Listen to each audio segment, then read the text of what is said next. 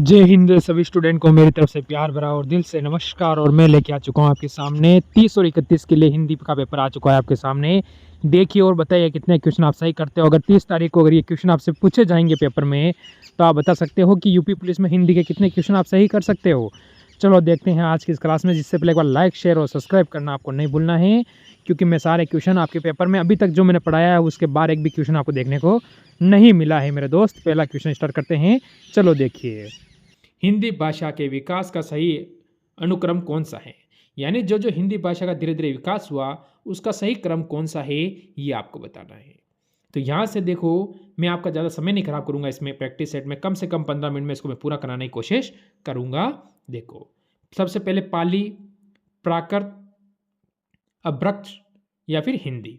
तो आप कहोगे ऑप्शन नंबर डी 4 वाला ही हमारा सही है। बिल्कुल सर, आगे बढ़ो एक और क्वेश्चन की ओर। निम्नलिखित में से कौन सी पश्चिमी हिंदी की बोली नहीं है। ऐसी कौन सी है जो पश्चिम की जो हिंदी है उसकी बोली नहीं है, ये आपको बताना है। तो यहाँ से क्या होगा, बुगेली, बुंदेली, ब्रज, कन्नौजी। तो हमारा यहाँ से उत्तर क्या होगा, 4 ऑप्शन आपके सामने हैं और एक हमारा उत्तर बिल्कुल यहाँ पर सही हो जाता है। तो सारे स्टूडेंट कौन से ऑप्शन की ओर जा रहे हो जो बिल्कुल सही है। तो आप कहोगे सर यहाँ से जो हमारा उत्तर होगा वो होगा बघेली। ऑप्शन नंबर यहाँ से ए बिल्कुल आपका सही रहेगा। आगे बढ़ो फिर एक और क्वेश्चन की ओर जो आपके सामने ये आ चुका है। भारतीय संविधान के किस अनुच्छेद में राज्य भाषा संबंधित उल्लेखित है। यानी जो राज्य भाषा आपकी होती है वो संविधान के कौन से अनुच्छेद के तहत होती है ये आपको बताना है। जैसे सभी राज्यों की एक राजभाषा है, यूपी की जो राजभाषा कौन सी है, सर्वाधिक हिंदी बोली जाती है, ये भी आपको पता है। तो यहाँ से हमारा होगा, हम कहेंगे कि अनुच्छेद 343 से 351 तक ऑप्शन नंबर 3 हमारा बिल्कुल सही रहेगा यहाँ पर। चलो सारे इस क्वेश्चन का उत्तर देंगे। क्वेश्चन नंबर 4 का, हिंदी प्रचार प्रसार के संदर्भ में निम्नलिखित प्रमुख संस्थाओं का कालक्रम के अनुसार सही अनुक्रम कौन सा है। यानी इसमें सही लाइन कौन सी है ये आपको बतानी है। 4 लाइनें आपके सामने हैं, इनमें से देखो इनको आपको व्यवस्थित करना पड़ेगा। अभी ये व्यवस्थित नहीं है, कोई ऊपर है कोई नीचे है। जैसे कि दक्षिण भारत हिंदी प्रचार प्रसार ये होगा, प्रसंग होगा, सभा प्रसंग होगा, राष्ट्रभाषा प्रसार समिति वर्धा होगा, नगरी प्रणाली सभा की होगी वो, हिंदी साहित्य सम्मेलन प्रयाग होगा। आखिरकार इसमें क्या होगा ये हमको बताना है। तो हम अगर यहाँ से देखें तो जो हमारा सही उत्तर होगा क्रम में वो होगा ऑप्शन नंबर बी। सबसे पहला आएगा नगरी, सबसे पहले नगरी प्रचारित सभा, ठीक है। इसके बाद आएगा ऑप्शन नंबर 4 हिंदी साहित्य सम्मेलन प्रयाग। इसके बाद आएगा दक्षिण भारत की हिंदी प्रसार सभा प्रयाग। और लास्ट में आएगा राष्ट्रभाषा प्रचार समिति वर्धा। यानी हम ऑप्शन नंबर बी पर जाएंगे जो बिल्कुल सही है। आगे बढ़ो अगले क्वेश्चन पर। दक्षिण भारत हिंदी प्रसार सभा का मुख्यालय कहाँ स्थित है। अब दक्षिण भारत आपसे पूछा गया है तो दक्षिण भारत में आपको बताना है कहाँ पर है। दक्षिण का मतलब जो हमारा भारत का ये वाला एरिया है, प्रायद्वीपीय, इसके बारे में बात कर रहा है, ये दक्षिण भारत में आता है। तो आप यहाँ से क्या कहोगे। तो 5 नंबर का उत्तर दोगे आप सभी चेन्नई। चेन्नई का मतलब ऑप्शन नंबर 3 एकदम सही रहेगा। आगे बढ़ो एक और क्वेश्चन पर। निम्नलिखित में से कौन सा अघोष महाप्राण ध्वनि है। अघोष है और महाप्राण ध्वनि है, ये आपको बतानी है। 4 ऑप्शन है, एक हमारा उत्तर बिल्कुल सही होगा, ज, ध, ख और त। यहां से आपको बताना है मेरे सारे भाई, यहां से आपका उत्तर क्या होगा। तो यहां से जो उत्तर बनेगा वो बनेगा ऑप्शन नंबर बी, ध हमारा बिल्कुल सही रहने वाला है। आगे बढ़ो अगले क्वेश्चन की ओर। निम्नलिखित वर्णों को उनके ध्वनि गुणों के साथ सुमेलित कीजिए। यानी आपको अभी यहाँ पर ये शायद आधा ही दिया हुआ है, पूरा नहीं दिया हुआ है। क्वेश्चन आधा ही है, ये क्वेश्चन क्या है, आधा है, पूरा आया नहीं है। तो आप इसे छोड़ दे, क्योंकि अभी यहाँ पर तीसरा ऑप्शन चौथा ऑप्शन ये अभी नहीं दे रखे इसमें। चलो आगे वाले पा जाओ, क्योंकि टाइप में आधे रह रहा है। अब देखो निम्नलिखित में से कौन सा पच स्वर है। प और च स्वर है, ठीक है, ये आपको बताना है। तो आप क्या कहोगे, प और च स्वर है कौन से, ये आपको बताना है।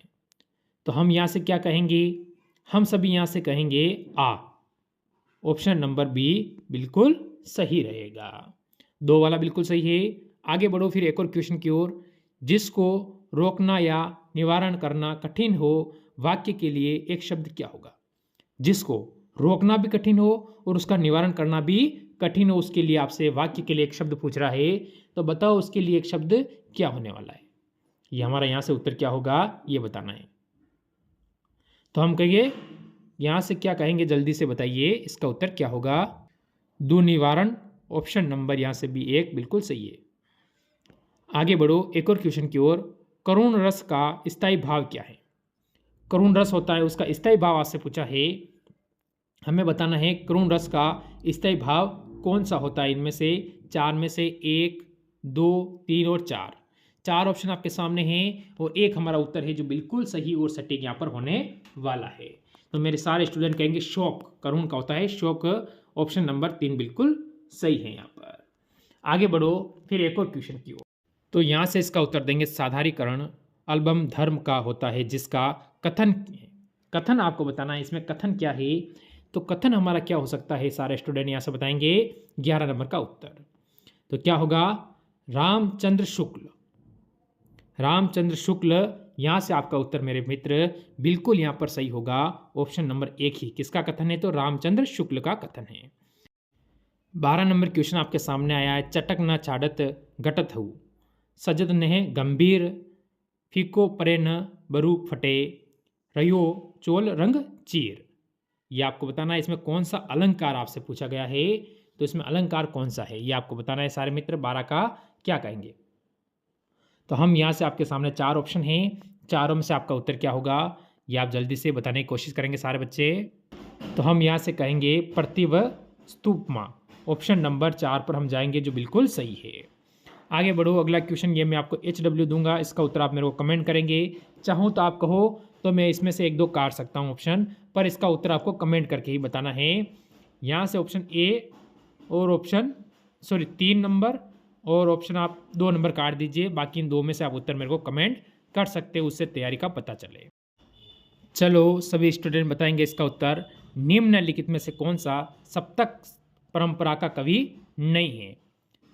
सप्तक, सप्तक जो परंपरा है उसका कवि आपसे पूछा है कि वो नहीं है, यानी नहीं का मतलब इसमें से 3 है। अब 3 कौन से है ये वो अब नहीं बताएंगे, तब तो 3 अपने अपना आप क्लियर हो जाएंगे, वो तीनों हैं। तो श्रीकांत शर्मा, यहाँ से ऑप्शन नंबर बी हमारा उत्तर होगा। अब ये बाकी ये तीनों ही क्या हो जाते हैं, इसके हो जाते हैं, आपको याद रखना है तीनों। आगे बढ़ो एक और क्वेश्चन की ओर। क्या दे रहा है? नीचे दिए गए पत्रिकाओं के प्रकाशन का कालानुक्रम सार सही अनुक्रम कौन सा है? तो इनका अच्छा सही बताना, सबसे पहले कौन है, लास्ट में कौन है, सेकंड पे कौन है, थर्ड पे कौन है, इस टाइप से इसमें बताना है। चलो बता देते हैं। कवि वचन सुधा, यानी ये सबसे पहले आएंगे, तो ऑप्शन नंबर 2 और 3 आपका कटेगा। अब 2 ऑप्शन में आपका डाउट है, आगे आ जाओ। इसके बाद कौन आएगा? सरस्वती, तो सरस्वती आएगा, तो यहाँ पर 2 दिया है, ये भी काट दो। अब आप यहाँ से क्लियर हो, सरस्वती के बाद क्या कौन सा आ रहा है? हंस, हंस के बाद धर्म युग, यानी ऑप्शन नंबर 3। तो यहाँ से ऑप्शन नंबर ए अपना बिल्कुल सही है, ये आपको याद रखना है। आगे बढ़ो। अंधा युग किसकी रचना है? अंधा युग है वो किसकी रचना है ये आपको बताना है। तो यहाँ से बताएंगे सारे मित्र कि जो अंधा युग है वो 16 नंबर क्वेश्चन का उत्तर आपका क्या होने वाला है।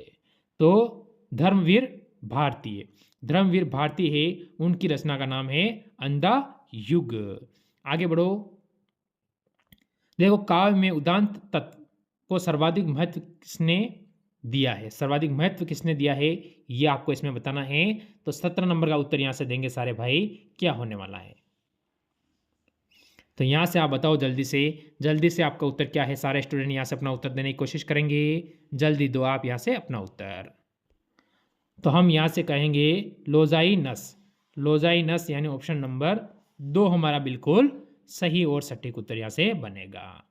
आगे चलो अगले क्वेश्चन का उत्तर दो, 19 नंबर का, सभी बताएंगे क्या है यहां से आपका उत्तर। अभिव्यक्तिवाद के प्रवर्तक हैं, इनमें से प्रवर्तक कौन है ये आपको बताना है, अभिव्यक्तिवाद के। तो यहां से 4 ऑप्शन है आपका और इसमें से हमारा उत्तर क्या है जल्दी बताओ, क्या होगा? अभिनव गुप्त, बिल्कुल सही है अभिनव गुप्त, ऑप्शन नंबर 1 आपका यहां पर भी बिल्कुल सही। चलो 20 नंबर क्वेश्चन का उत्तर दो सभी। कुटज, कुटज के लेखक कौन है आपको बताना है। कुटज एक है, उसका लेखक कौन है? विद्यानिवास मिश्र, कुबेरनाथ राय, हजारी प्रसाद द्विवेदी, रामचंद्र शुक्ल। चारों ऑप्शन में से आपका उत्तर क्या है कि जो कुटज है उसका लेखक कौन है? 20 नंबर का उत्तर आपका क्या होने वाला है? तो आप कहोगे हजारी प्रसाद द्विवेदी। ऑप्शन नंबर 3 यहाँ से बिल्कुल सही है। फिर आगे बढ़ोगे एक और क्वेश्चन की ओर। पहल पत्रिका के संपादक कौन है? पहल जो पत्रिका है उसका जो संपादक है वो कौन है? आपको ये बताना है कि पहल पत्रिका के संपादक यहाँ से क्या होगा। हम क्या कहेंगे? यादव, तिवारी, कालिया। आखिरकार आपका उत्तर क्या है मेरे भाई? सभी बताएंगे इसका 21 नंबर का उत्तर। जल्दी से बताओ। तो हम यहाँ से कह देंगे मेरे भाई ज्ञान रंजन। ज्ञान रंजन का मतलब ऑप्शन नंबर 2 यहाँ पर बिल्कुल सही है। आगे बढ़ो अगले क्वेश्चन 22 पर। तो 22 नंबर क्वेश्चन आपके सामने है। हिंदी साहित्य के इतिहास में लेखकों का काल क्रमानुसार सही अनुक्रम को कौन सा है? यह हमें बताना है सही अनुक्रम। तो सही कैसे बताएंगे? 22 का उत्तर क्या होगा? जल्दी बताओ यहाँ से। तो 22 नंबर का जो उत्तर बनता है वो बनता है, तो यहाँ से मिश्र बंधु, रामचंद्र शुक्ल, राजकुमार वर्मा। यहाँ से आपका बन जाएगा ऑप्शन नंबर 3। ऑप्शन नंबर 3 बिल्कुल सही है, रामस्वरूप। और यहाँ से रामस्वरूप भी आपका इसका उत्तर बिल्कुल सही है। तो यहाँ से क्या कहोगे? मिश्र बंधु, रामचंद्र, राजकुमार और रामस्वरूप, यानी ये चारों ही लेखक हो जाएंगे। ऑप्शन नंबर 3 यहाँ से बिल्कुल सही है। आगे बढ़ो अगले क्वेश्चन पर। निम्नलिखित में से कौन सी रचना अमरकांत की है? इनमें से कौन सी रचना है जो अमरकांत की है? आपका क्या होगा? परिंदे, जिंदगी, टुटन, अमृतसर। 4 ऑप्शन है। यहाँ से आपसे पूछा है अमरकांत की रचना कौन सी है, तो हम क्या कहेंगे? तो 23 नंबर का उत्तर आप सभी स्टूडेंट देंगे 2, जिंदगी और जोक। जिंदगी और जोक ऑप्शन नंबर 2 बिल्कुल यहाँ पर सही है। आगे बढ़ो अगले क्वेश्चन का उत्तर। हिंदी शब्द सागर के संपादक कौन है? हिंदी शब्द सागर है उसके संपादक कौन है? यहाँ से उत्तर आता है मिश्र बंधु, हजारी प्रसाद द्विवेदी, रामचंद्र शुक्ल, महावीर प्रसाद द्विवेदी। 4 ऑप्शन है मेरे भाई, और 4 में से एक हमारा उत्तर होए जो बिल्कुल सही है। तो यहाँ से आप अपना उत्तर क्या दोगे? जल्दी से उत्तर देने की कोशिश करेंगे तो सारे स्टूडेंट रामचंद्र शुक्ल। रामचंद्र शुक्ल का मतलब होता है ऑप्शन नंबर 3 हमारा बिल्कुल सही है। चलो सारे स्टूडेंट 25 का उत्तर देंगे। आनंद काल्पनिक पत्रिका के संपादक कौन है? ये आपको बताना है। तो इस पत्रिका का जो संपादक है मेरे भाई वो कौन होगा? 25 का उत्तर क्या है?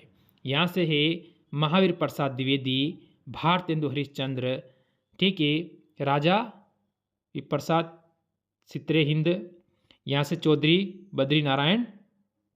तो हमारा उत्तर यहाँ से क्या होगा? सारे स्टूडेंट इसमें अपना उत्तर देंगे चौधरी बद्री नारायण, यानी ऑप्शन नंबर यहाँ पर भी 4 पे जाएंगे। आगे बढ़ो एक और क्वेश्चन की ओर। बताओ इसका उत्तर क्या है अगले क्वेश्चन का। ध्वनियाँ लोग किसकी करती हैं? अब ये किसकी करती है यहाँ से आप बताएंगे। 26 नंबर का उत्तर मेरे सारे भाई यहाँ से हमारा क्या होगा? जल्दी से बताओ। तो यहाँ से हम कहेंगे ममट। ऑप्शन नंबर यहाँ से भाई 2 हमारा बिल्कुल सही रहेगा। आगे बढ़ो एक और क्वेश्चन की ओर। निम्नलिखित में से कौन सा अष्टछाप का कवि है?